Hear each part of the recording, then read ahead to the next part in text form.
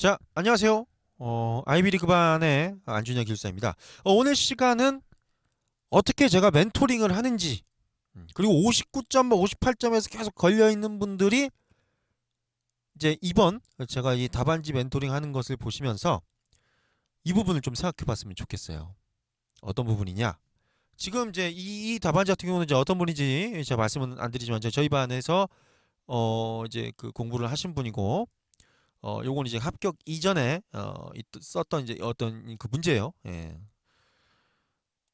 보시면 이제 대부분은 사실 이제 이런 문제들을 이제 봤을 때 다짜고짜 물어본 것만 쓴단 말이에요. 요거부터. 예. 물론 이걸 차별화 있게 쓰는 것도 점수를 받을 수 있지만 이제 이 저 같은 경우 이제 59점에서 60점 넘어갈 때 제일 이제 마지막에 깨달은 게 바로 이 문제 설명을 어떻게 잘 버무려서 이걸 기반으로 해서 얘네들을 잘 쓸지를 고민을 하게 됐어요. 그러니까 문제 설명은 결국 출제자의 의도예요. 출제자의 의도를 정확하게 딱 파악을 해서 그걸 흐름으로 딱 그림을 보여주고 그 다음에 내용들을 전개하시면 팩트도 맞지만 논리도 잘 맞는 출제 의도도 정확하게 맞는 그러면 이제 고득점이 나와요. 자, 한번 보죠. 문제 한번 뜯어보자고요. 최근 MSA 기반 서비스로의 전환으로 컨테이너 가상화 기술이 많이 사용되고 있으며 이에 따른 대규모 서비스 관리가 필요한 상황에서 컨테이너 오케스트레이션 기술의 수요가 늘고 있다. 이게 이 사람이 말하고 싶은 이 문제를 출제한 의도 배경인 거예요. 자, 배경을 한번 간단하게 나열해보자. 우리가 배경 보통 쓸 때 이제 저희한테 1달러면 무조건 이제 필요성이나 배경을 쓰라고 그래요. 물론 이 물어본 게 6개가 되는 순간부터는 이제 1달러를 포기해야 돼요. 예. 도저히 뭐 공간이 배열이 안 되니까. 하지만 5개까지는 우리가 1달러에 요거에 대한 버무려서 필요성, 그러니까 이 기술에 대한 필요성 혹은 배경을 쓰고 2달러 가나 3달러 가나 4달러 고려상 쓰면 딱 배치가 맞죠. 이런 식으로 이제 목차를 어떻게 컴팩트하지만 논리도 있고 팩트도 잘 맞게 버무리는 훈련을 해야 돼요. 자, 그럼 1달러를 저 같은 경우는 필요성을 어떤 걸 잡을 거냐? 사실 이 문제 보시면 제일 마지막에 물어보는 항목이 어지간하면 주제일 가능성이 높은데 그렇다고 보안 고려 사항이 주제 같진 않아요. 왠지 느낌이. 왜냐면 전체적인 내용들이 보면은 보안은 마지막에 이제 한번 건드려 달라는 느낌이고 쿠버네티스가 어떻게 보면 저는 물어본 배경인 것 같아요. 예. 그래서 저 같은 경우는 1달러의 제목을 쿠버네티스의 그러니까 최근 MSA 부각에 따른 쿠버네티스의 배경, 뭐 부각 배경 혹은 필요성 해가지고 여기 설명 보면 최근에 MSA가 부각됐죠. MSA가 서비스로 전환이 부각됐어요. 이렇게 MSA 이게 지금 잘 안 써지는데 어쨌든 요거를 자 그림판으로 한번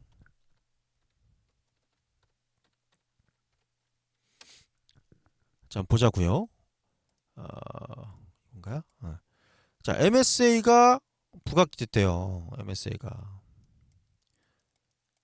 MSA로의 이 서비스 전환이 많이 되고 있는 거예요. 그러니까 이 서비스 전환 요구네요. 여기가 서비스 전환 요구. 거기에 따라서 MSA가 부각이 많아지고 있어요. 그죠? 서비스 전환. 그 위에는 이제 필요성 써주셔야 돼요. 이게 지금 이 마우스로 하니까 엉망인데 어쨌든 뭐 정 안 되면 밑에다라도 필요성을 쓰는 거죠. 뭐 이거 위에 쓰셔야 돼요. 위에 지금 공간이 없어서 이렇게 됐는데. 그래서 이거에 따라서 가상화 기술이 많이 중요해졌어요. 그래서 여기서 가상화 기술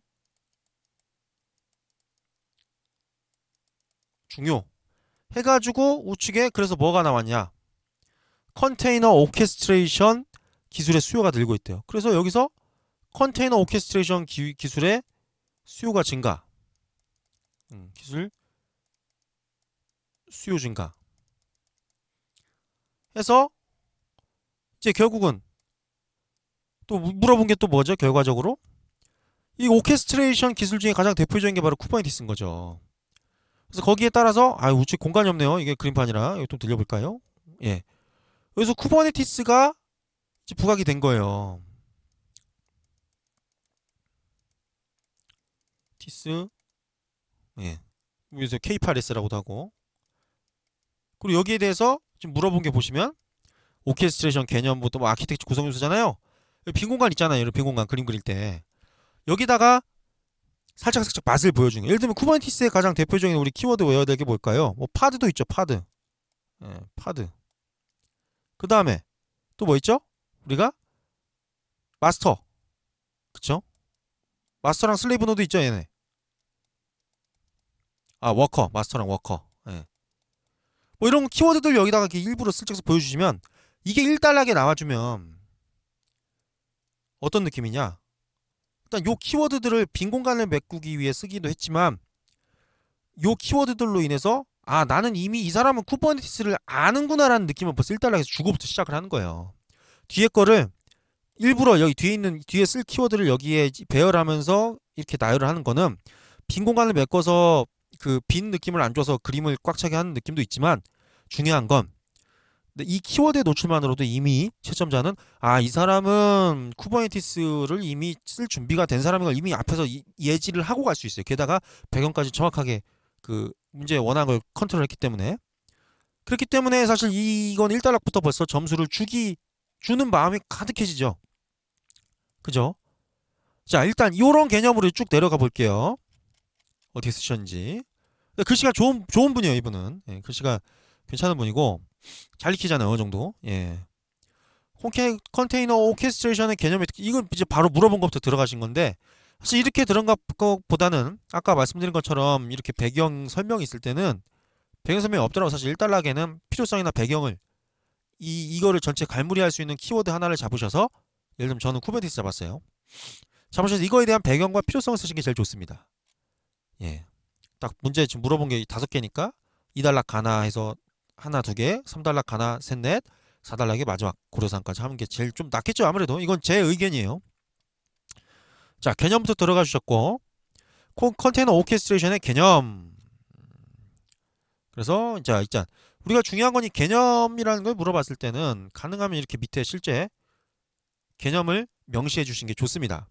그래야 잘 보이니까요. 우리는 잘 보이기 위해서 이거를 데코를 해야 돼요. 근데 이렇게만 하는 것도 물론 좋지만 여기에 조금 더 애들을 해보자면 더블 코테이션 주는 거 어떨까요? 이렇게 밑줄도 좋습니다. 예, 밑줄을 줘도 좋고요. 이렇게 해서 최대한 잘 보이기 위한 어떤 액션들을 우리가 해줘야 돼요.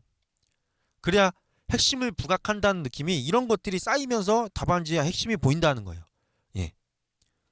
자, 일단 그림은 보시면 스케줄링 컨트롤 API 게이트웨이로 가셔서 MSA 기반 소스고 컨테이너화된 기능.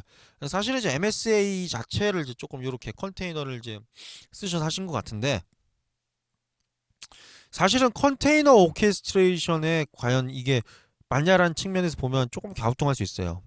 이건 MSA의 서비스를 위한 건데 물론 그걸 구성하는 건 컨테이너긴 하지만 뭐 이게 틀렸다고는 할 수 없지만 그래도 내가 컨테이너 오케스트레이션 정확히 모를 때는 이렇게 둘러쓰면서도 이렇게 컨테이너라는 거를 내가 맛을 낸 거예요. 된장찌개를 내가 된장을 어떻게 끓일지 몰라서 고추장찌개를 끓이는 거죠. 그런데 최대한 된장은 조금이라도 좀 넣어보는 거예요. 잘 모르겠지만 난 이게 된장이라고 하니까 된장을 넣어보는 거예요. 이런 느낌을 줘서라도 어찌됐든 이렇게 가시면 점수를 받아요. 예, 완전히 틀리지 않는 이상 이렇게 부각해 주시면 자, 그 다음에 컨테이너 오케스트레이션 특징을 바로 가주셨어요. 컨테이너 오케스트레이션 특징에서 나열식으로 가주셨죠. 사실 특징을 물어봤을 때는 그냥 이렇게 나열로 하고 사실은 치고 가시는 게 좋습니다. 예, 왜냐? 특징 이런 건 사실 차별화될 게 없어요. 크게 잘 쓴다고 해도 우리가 차별화 줄 수 있는 요소는 그림이나 좀 그림이죠. 사실은 나머지는 다 사실 누구든지 외워서 쓸 수 있으니까 이렇게 나열을 빨리빨리 치셔서 핵심만 보여주면 돼요. 예.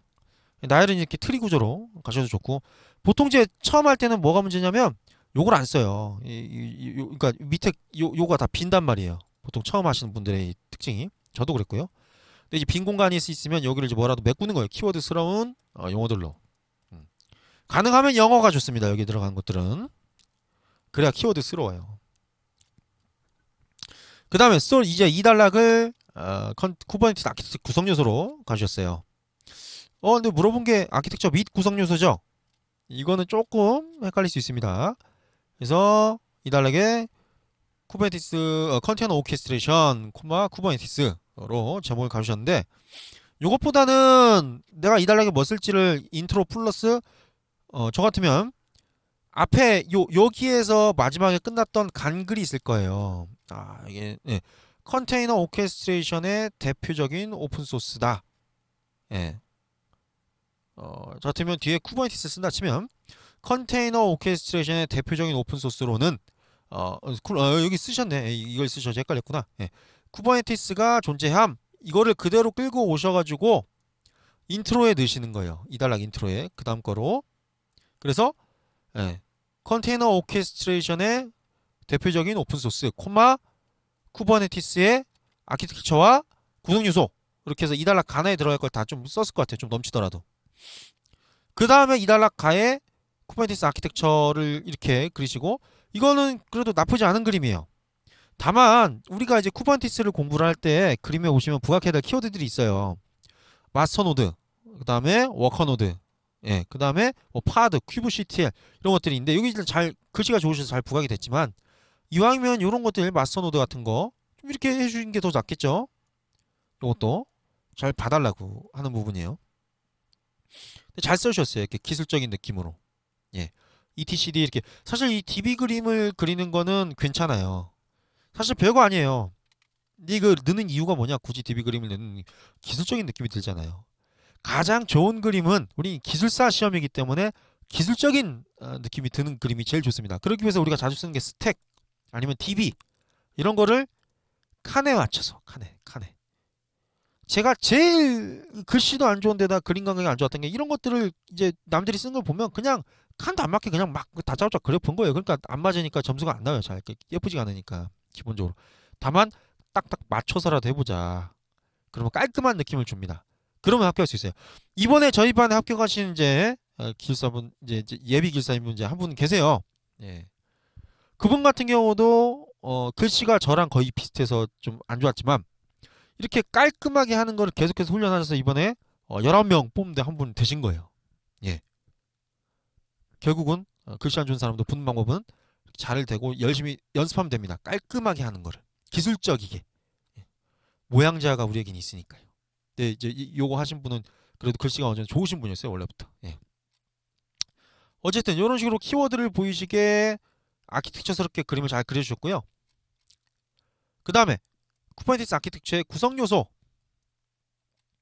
마스터 노드랑 워커 노드인데 어쨌든 여기에 이제 키워드를 두 번째에 박는 게 매우 중요해요. 이게 이래야 잘 보여. 설명은 사실 물은 무리요 뭐 이게 사람마다 다를 수 있는데 어쨌든 설명 쪽은 디테일하게 안 봐요. 근데 잉크가 안 채워져 있으면 문제죠. 잉크 안 채워져 있으면 이제 비었구나 이렇게 한 거죠.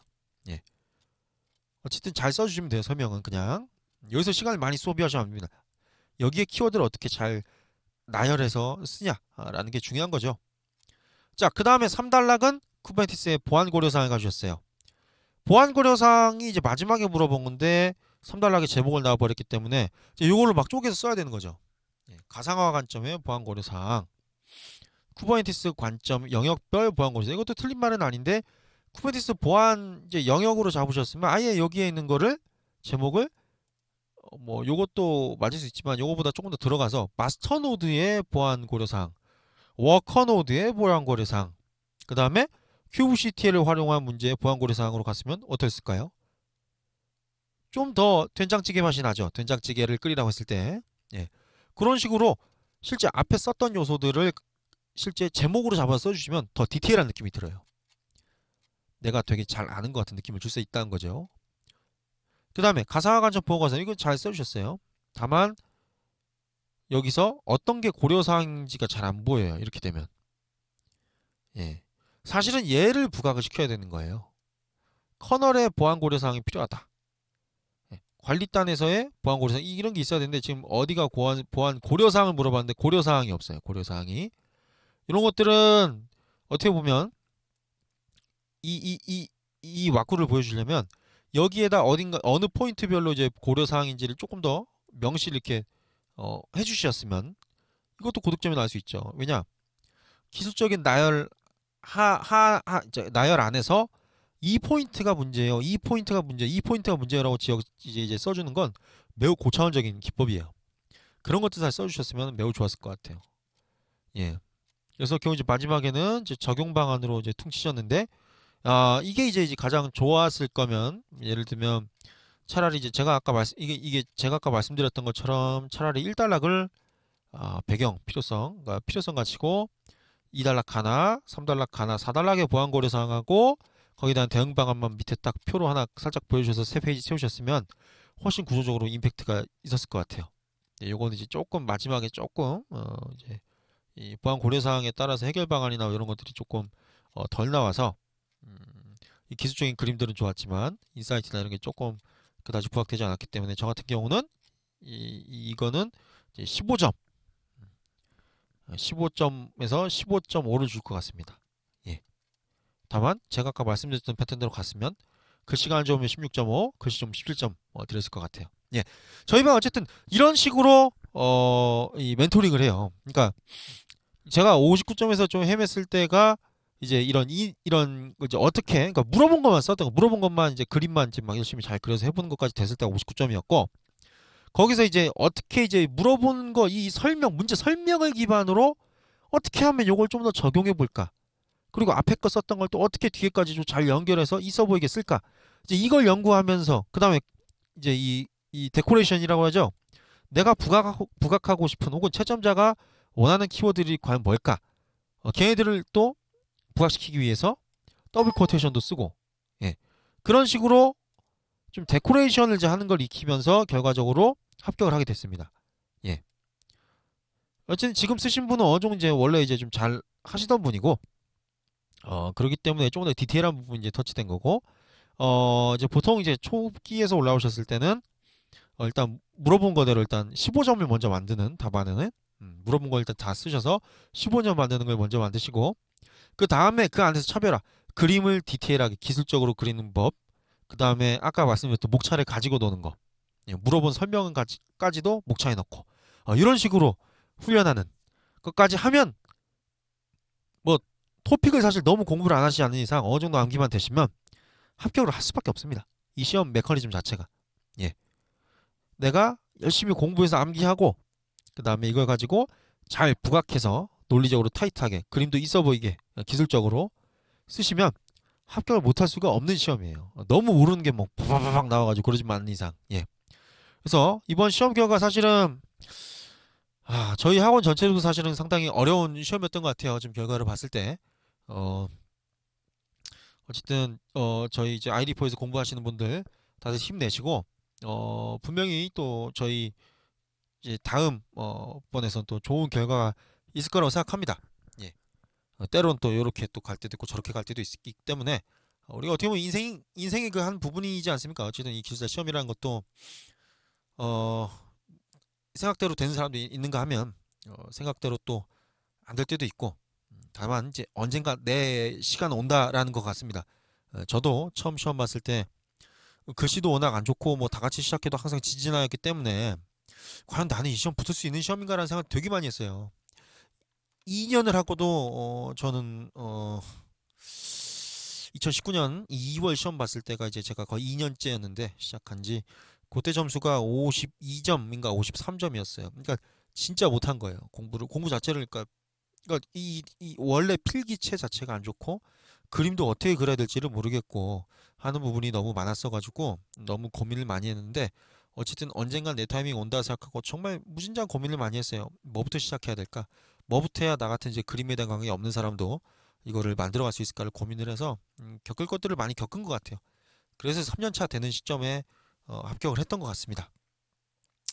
자, 어쨌든 뭐 이번 시험 결과에 너무 낙심하지 마시고 분명히 나와의 게임이에요. 이 시험은 나와의 게임이에요. 왜냐?